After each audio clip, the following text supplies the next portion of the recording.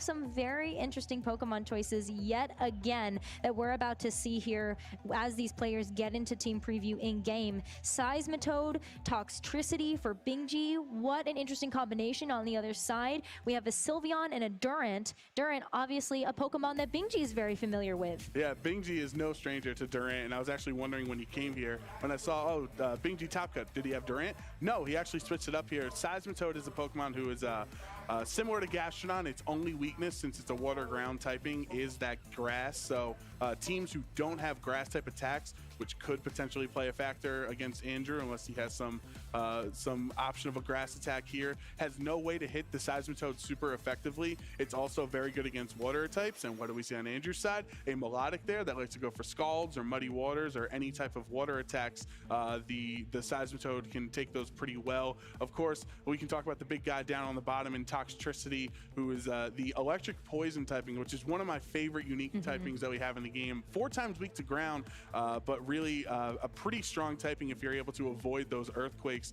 A Pokemon that once you get it set up with a potential Throat Spray as its item, you can activate that, increases special attack, and then some of your sound-based moves, thanks to that Punk Rock ability, will be doing a lot of damage. And I'm sure Bingjie has used that strategy to very much in many of his rounds this weekend to great effect. And Andrew definitely aware of what Toxtricity is able to do in a set like this, but Sylveon does not want to see Toxtricity.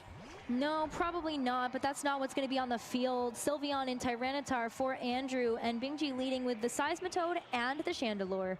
Seismitoad seemed like it was a nice lead, a safe turn 1 lead in game 1 against some of those threats that Andrew has. Unfortunately for Bingjie, he did not bring them as this lead, but the Tyranitar is in a nice spot against the Chandelure. Chandelure as a ghost type Pokemon, really threatened by those dark attacks potentially from a Tyranitar. So many times we see Tyranitar holding the item weakness policy, as so many Pokemon do in this format, where it'll boost your attack and special attack if you're hit super effectively.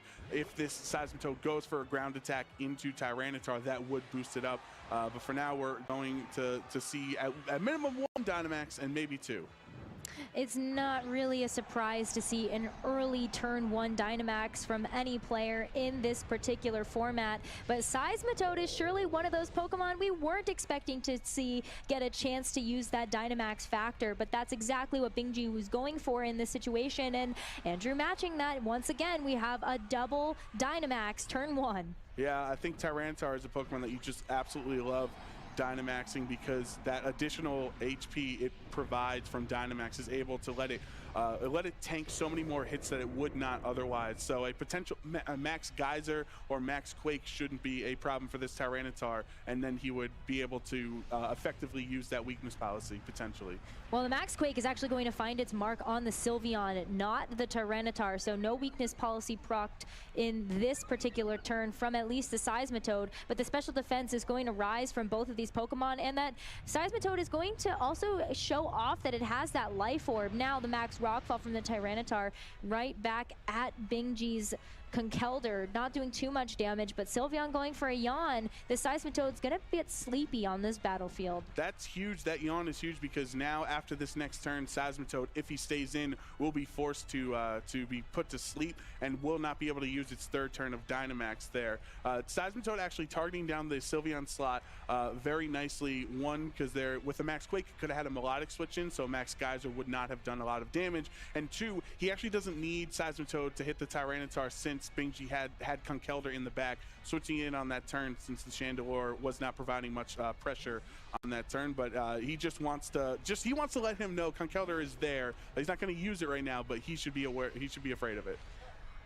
Another switch from Bingjie, this time showing off the Toxtricity. Sylveon going for Protect. Andrew double protecting both of their Pokemon with the Max Guard onto the Tyranitar as well. But this Max Ooze is going to go right through the Protect, right of that Sylveon, and do just a little bit of damage. And that is huge, because Toxtricity on the switch in already gets a special attack increased by 1 stage. So if he has Throat Spray of his own, that special attack will get even stronger. This Sylveon is in a very difficult position against Toxtricity, typically trained faster in speed than Sylveon is, would hit it with a super effective Sludge Bomb or any poison attack it wants to go for.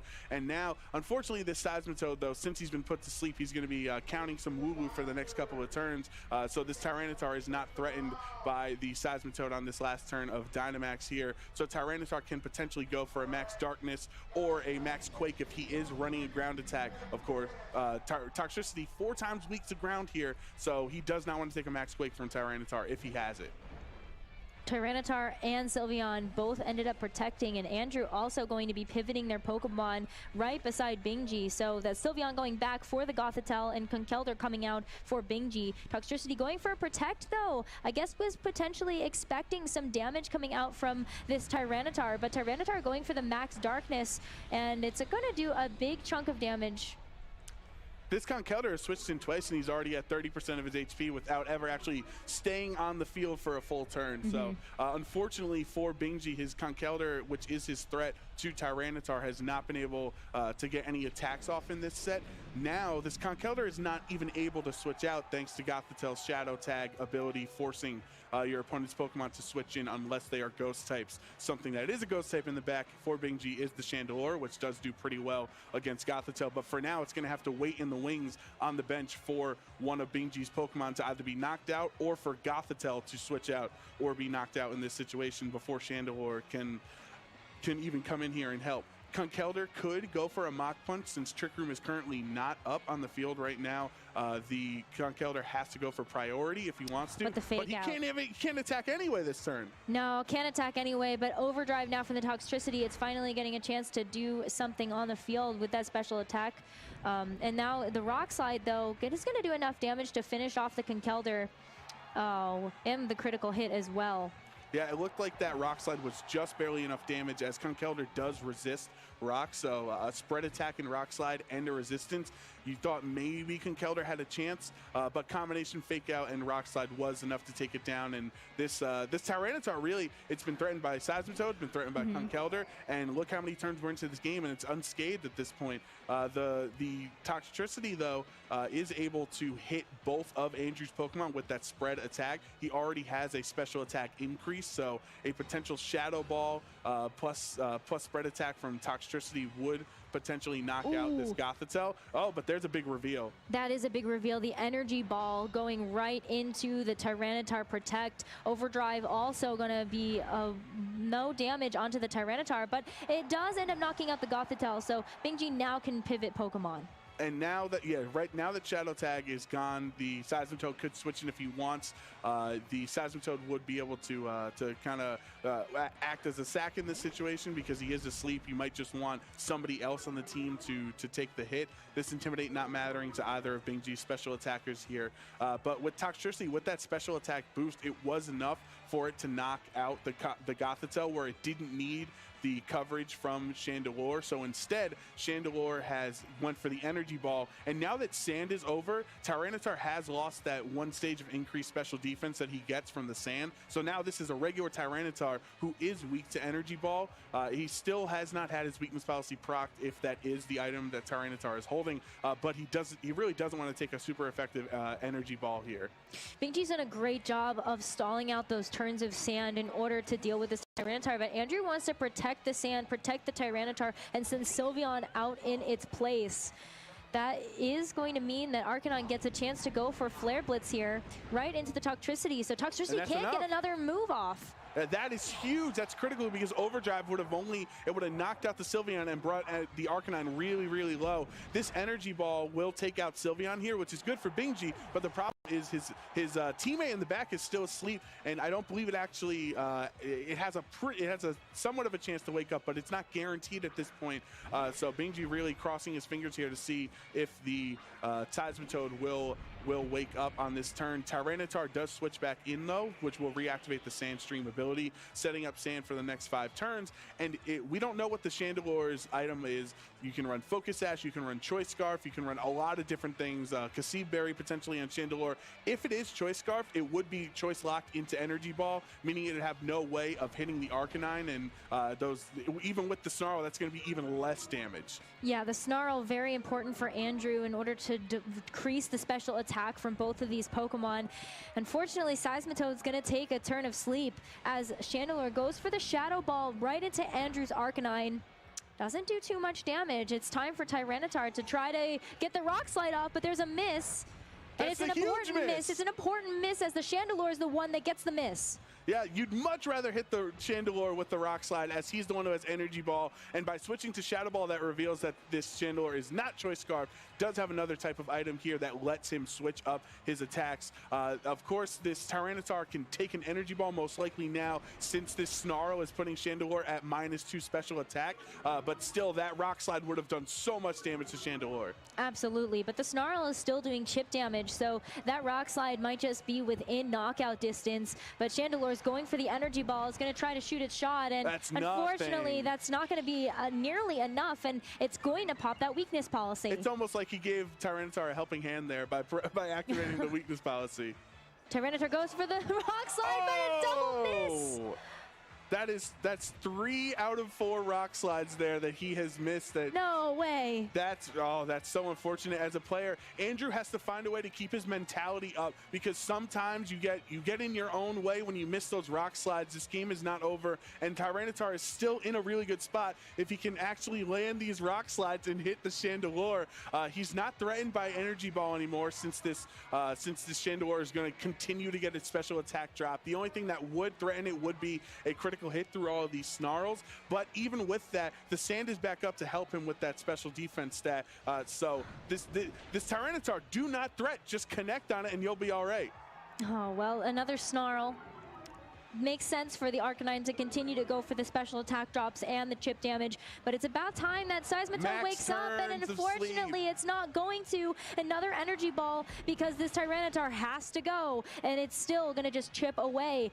Tyranitar doesn't want to go for the Rock Slide this time, just goes for the Crunch, and Seismitoad not going to be able to do too much after those first couple turns of Dynamax. Seismitoad doesn't even know what happens. He didn't even wake up at any point in that match to see himself get knocked out from the Crunch. And now, with Arcanine having Snarl, he doesn't have to use any other attacks, because that will be super effective and single target now into the Chandelure. So combination of Crunch and Snarl is going to take this game for Andrew.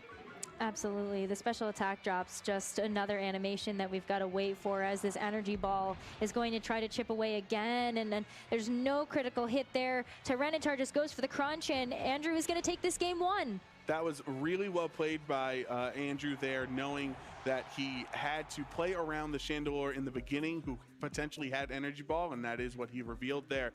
And keeping his composure after missing 3 out of 4 Rock Slides. So he missed 75% of his Rock Slides on a 90% accurate move, so that can be really damaging to your psyche if you're in a close game. But he was in such a positive position, and luckily for him, he had the Arcanine on his side, who had Snarl, which hits Chandelure super effectively. I want to see how Bingjie is going to adjust in this game, because it seemed like Seismitoad might have been a difficult Pokemon to Dynamax on that first turn, because he got hit by the Yawn from Sylveon. So it seemed like Andrew just had some really nice tech all around in that match. The Yawn on the Sylveon, the Snarl on Arcanine. There seemed like he had some ways around it, and the big threat to his team with the Toxtricity was not able to really start steamrolling in that matchup. And that's Andrew's key to success in game 2, is he's also going to keep that Toxtricity from getting really set up.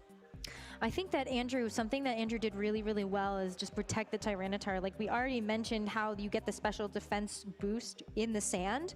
And once the sand ended, that Tyranitar was quickly put back into its Pokeball and made sure that it was going to be protected so that it could come back out safely with that Sandstream ability. Yeah, I feel like Tyranitar feels not at 100% when he doesn't have the sand up. Like he feels kind of threatened there, like vulnerable without the sand boost. So he's gonna switch out whenever he can to reset up those sand for those 5 turns. And I think one other thing that he did really well with it while Tyranitar was Dynamax was when he went for the Max Quake as he yawned with Sylveon. That guaranteed that the Seismitoad was not going to hit the Tyranitar for a lot of damage with that the potential Dynamax attack and then it was going to be forced to sleep. So a very smart use of Max Quake there. Usually you see Dynamax using in aggressive senses and using it for offense or lowering your opponent's stat, but some of the best Dynamax turns are the ones that are actually defensive, and that it worked out well for that Tyranitar because he needed to hang on to every HP point he had.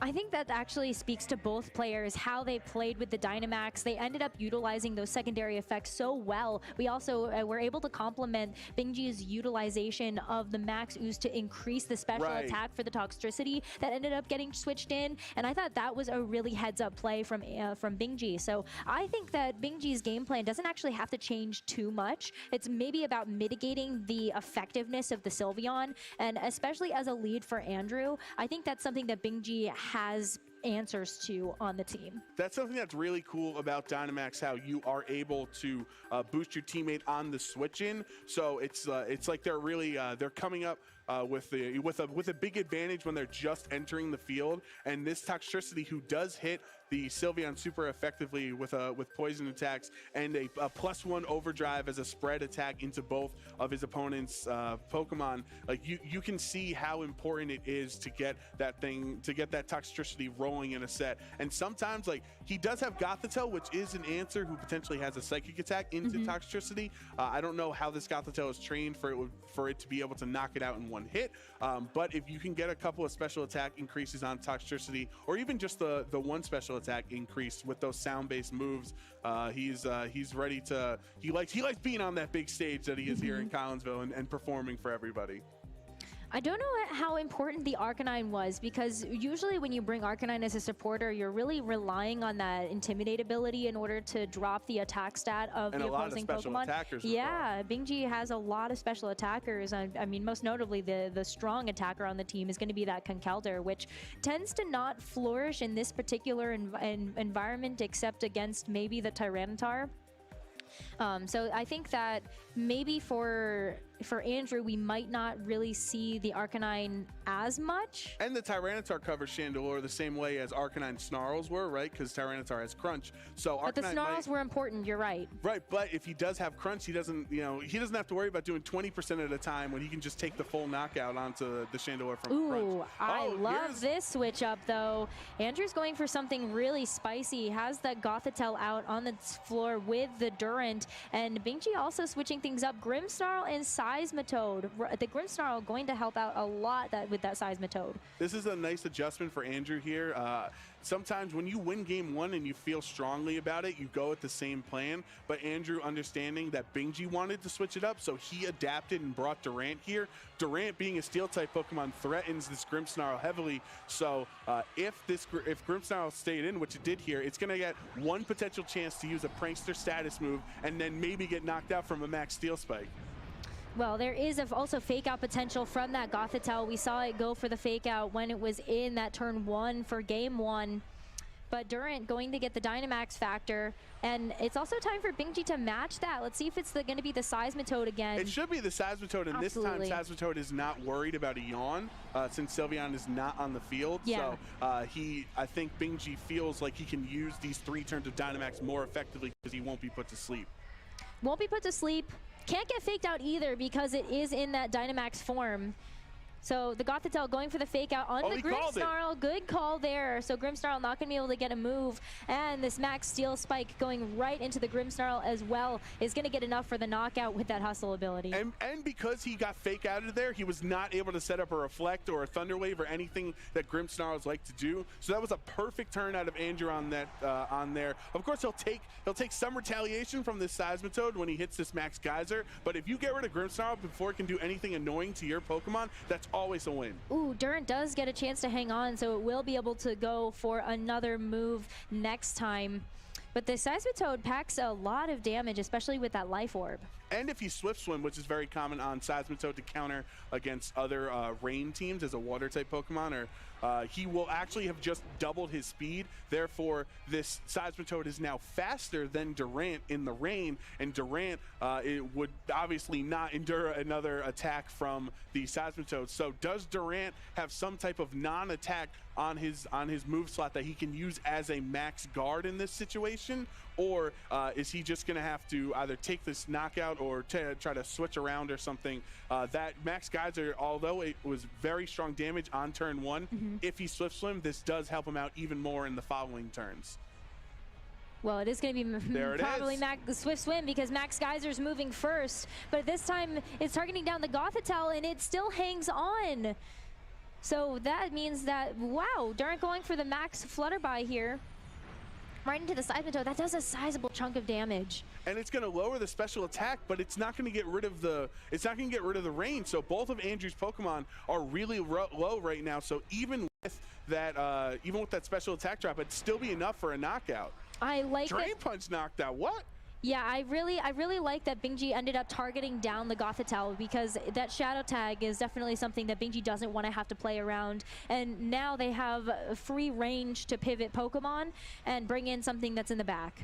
And it's tough for Durant in this situation because if he wanted to get rid of the rain, he'd have to use Max Rockfall potentially, which is a very, commonly Durants do use a rock attack to set to change the weather. But both Conkeldurr and Seismitoad really don't care about Max Rockfall, so you wouldn't have been doing it for damage purposes. You would have done it just to switch up the weather, and then the following turn, as we saw, he double targeted Gothitelle. Durant is still kicking around here. He'd be available and faster than the Seismitoad, but since the rain is still up, Seismitoad's the fastest Pokemon on the field currently. And he has a poison attack that we saw in game 1 that can go into the Sylveon. Yeah, that Sylveon is definitely not sitting safe, but that is the Pokemon that Andrew decides is going to be the right one for the job, especially when we just saw that Gothitelle get knocked out. And you wonder how this Conkeldurr can, if he went for Mach Punch into the Durant. I'm not sure if it would knock out since he is Dynamaxed, but it could have been close potentially. But we're not even going to see that scenario because Durant is down. Yeah, Durant's going to get knocked out by that Max Quake from that super fast Seismitoad. And I think actually, I love the use of the Max Quake there because there's, again, is a perfect example of utilizing secondary effects to such a great fruition. That special defense boost for both the Conkeldurr as well as the Seismitoad is going to help against the Sylveon, but not so much for the Seismitoad. Yeah, and Sylveon is going to take it down there. We'll see at the end of this animation if he is Throat Spray, which is a common item on Sylveon. He is not, so he's holding a different item there, so it's not going to be able to increase his special attack. That Ice Punch had a chance to freeze there, but it was also the best attack he could have done since the Conkeldurr's fighting attacks would be resisted there. Andrew actually did not bring Tyranitar here in this matchup, and that might have been why he never tried to reset up the sand, because he didn't have that option because Tyranitar didn't come in this game.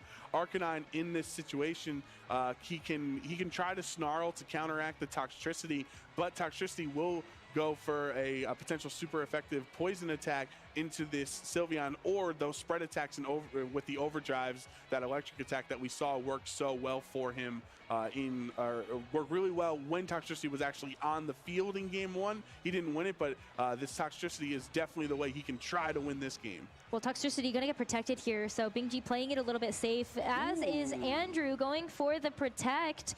So where is this Arcanine going to do? Going to go for the Snarl, but now what is the Conkeldurr going to do?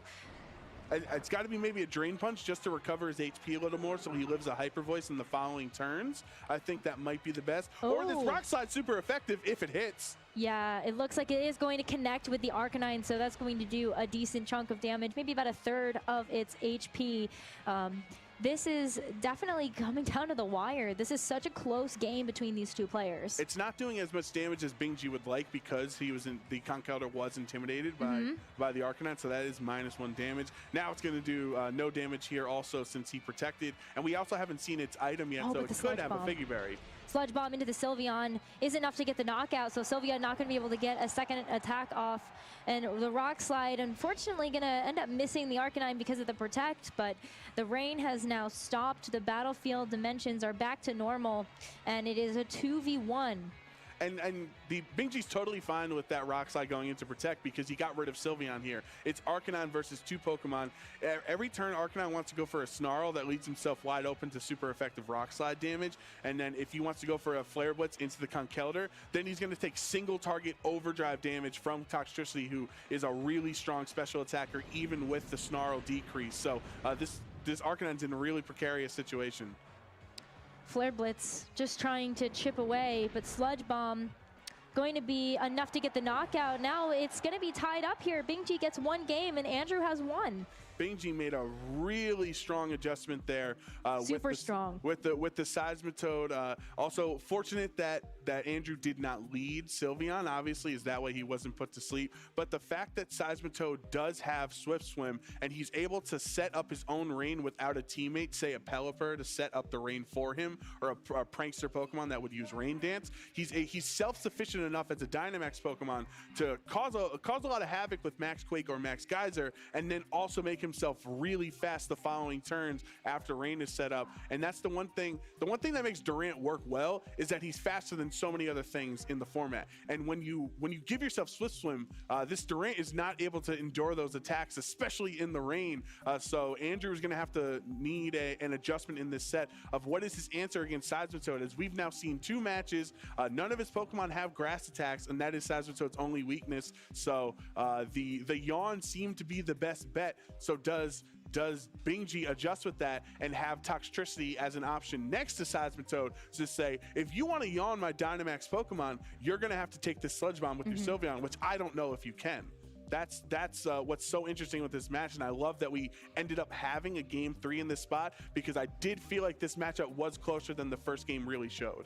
Yeah, I absolutely agree with that. The first game was so much closer than what was actually the score on the screen. And this series particularly is interesting because, you know, we talked about the first top 8 match and how both teams had multiple different ways that they could be run, but I feel like these 2 teams as well, they're very sneaky in showing the flexibility that they have. Absolutely. It seems like there's not one dedicated avenue or option that the teams always have to go for. I think something that Andrew might want to go back to is his Tyranitar lead, or Tyranitar mode, if you want to go for it. And the Durant did work out. It was pretty nice, as it does a lot of damage with that max steel spike, and especially with the hustle and the life orb boost and everything. But if Durant's not able to be the first thing that attacks, usually it doesn't live many attacks after that. So yeah, it's usually pretty frail. But especially Bingjie's team, with those 6 Pokemon, it's not like he has to lead the same thing every time. It seems like all 6 of those Pokemon are viable lead options for him. So he does have a big mind game advantage there, because Andrew is not able to know who Bingjie's top 2 are. Third game. It's tied up right now. Bingjie and Andrew both have a game apiece, and it's finally time to find out what these leads are going to be.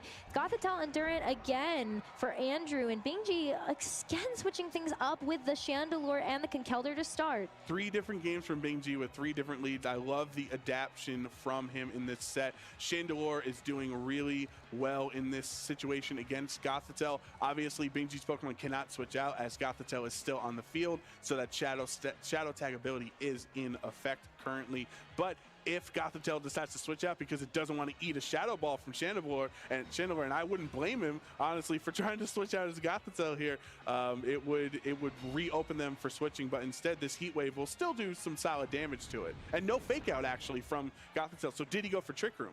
No, Gothitelle actually went for Psychic. Yeah, just wants to try to get off some damage, and it will be going right into the Chandelure. That critical hit actually taking it down to like about half health. I think that's really important, because that Chandelure might be within a knockout range of something coming in the back. That was quite the brave turn out of Andrew. Not Dynamaxing his Durant, which is pretty much exclusionary. When you see Durant on turn 1, it just Dynamaxes. So instead, he does have Protect, so he does have the option to max Guard when he is Dynamax. So that is a big reveal for Bingjie to know he has to worry about a potential max Guard. And then not going for something that Chandelure might also be holding, and Chandelure has the Imprison tech a lot of times. Just going for a Psychic against a Ghost type Pokemon that's really threatens you very hard is a pretty brave or pretty bold move from the Gothitelle, and he's still not going to switch out, because the utility Shadow Tag provides is so much stronger than any of the damage that the Psychic can do from Gothitelle.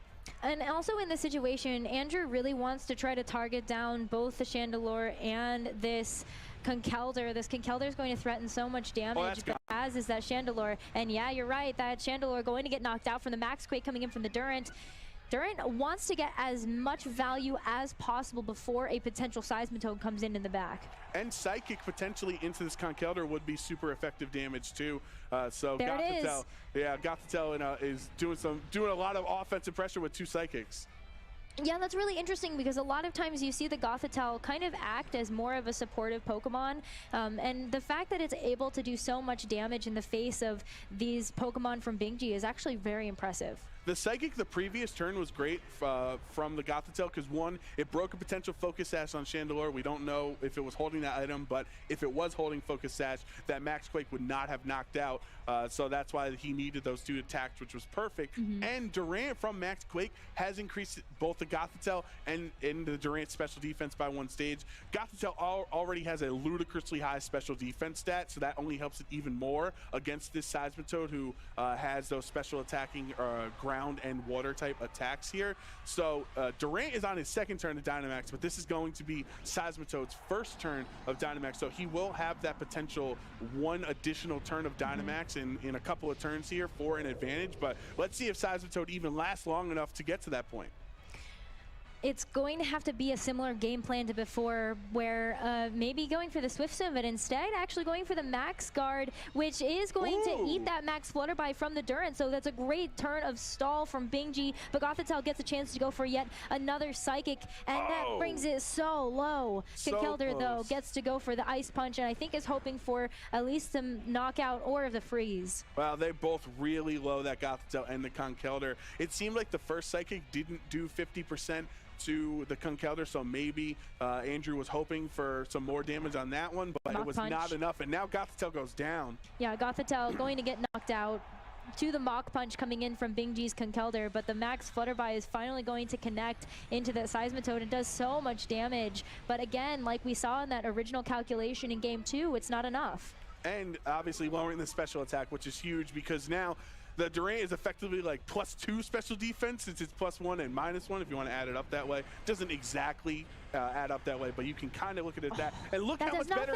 That was significantly better taken from the Durant this time around compared to Game 2. Absolutely. The special defense boosts, the special attack drops really playing in Andrew's favor to keep that Durant alive and kicking. It's definitely going to be able to get off another attack. Oh, if he had Tyranitar here, he would actually have been able to switch it out or to bring it in and reset the sand. So that might be an indication that Andrew yet again didn't bring Tyranitar potentially, as Sylveon is here. Sylveon doesn't mind seeing a Conkeldurr and a low health Seismitoad, as that spread Hyper Voice from Sylveon would potentially get a double knockout here.